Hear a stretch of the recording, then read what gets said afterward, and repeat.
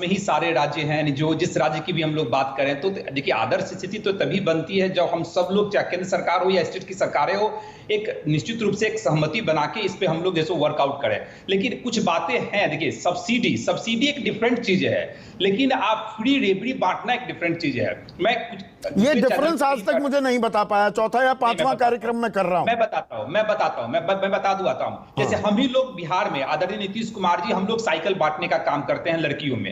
अब उस साइकिल बांटने से अगर लड़कियां एजुकेटेड हो रही है, लड़कियों की शिक्षा दीक्षा बढ़ रही है, आप एक तरफ जनसंख्या कानून बनाने की बात करती है केंद्र सरकार, हम लोग कहते हैं कि जनसंख्या कानून बनाने की आवश्यकता ही नहीं है। अगर महिलाएं अगर एजुकेटेड हो जाएंगी, अगर छात्राएं पढ़ेंगी, अच्छे जगह पे पहुंच जाएंगे, अवेयरनेस आ जाएगा उनमें, तो आपको कानून बनाने की आवश्यकता नहीं है। आप मुझे एक चीज बताइए, एक मिनट माधव, एक चीज बताइए, कोई भी लग्जरी, और मैं साबित कर दूंगा, अगर राजनेता का चोगा ओढ़कर मैं ये साबित कर दूंगा कि ये दरअसल फ्री की रेवड़ी है ही नहीं। आप बिजली के बारे में कहेंगे, कोई कहता है फ्री की रेवड़ी है। अरे भाई, ऑनलाइन क्लासेस की जरूरत है, पढ़ाई लिखाई की जरूरत है, आराम से सोने की दरकार है शरीर को, तो भाई ये तो बहुत मूलभूत जरूरत है। आप एक चीज बताइए जो रेवड़ी नहीं साबित की जा सकती। लॉजिक की बात है, नैरेटिव की बात है।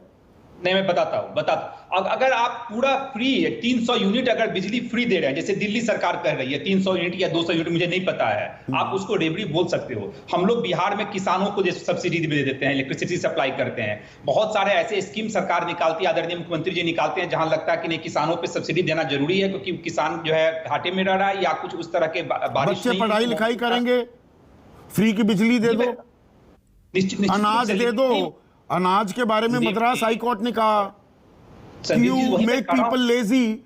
सुप्रीम कोर्ट की जो परिभाषा है फ्रीबी की, वो कहते हैं जिससे आदमी अपनी दिन की दिहाड़ी कमाने की उसकी उत्सुकता कम होने लगे तो वो फ्रीबी माना जाएगा।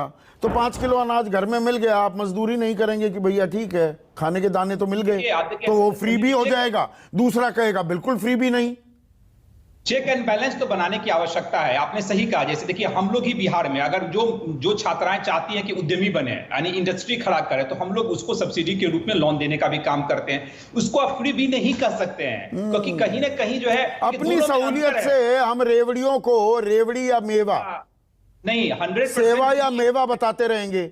आप कहेंगे ये अरे मैं जो दे रहा हूं रेवड़ी थोड़ा है, सेवा है, ये जनता की सेवा। दूसरा दे रहा है ये तो मेवा बांट रहे हैं।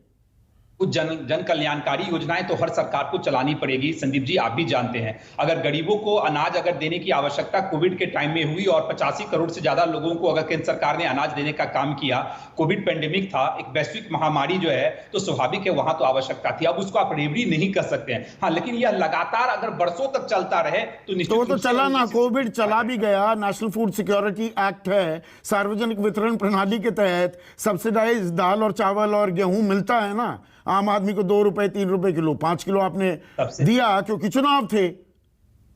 सब्सिडाइज्ड एक अलग चीज है और फ्री में जो है सो अनाज चावल देना एक अलग चीज है। अच्छा, वो फ्री भी नहीं, फ्री में दे रहे हो पर फ्री भी नहीं है।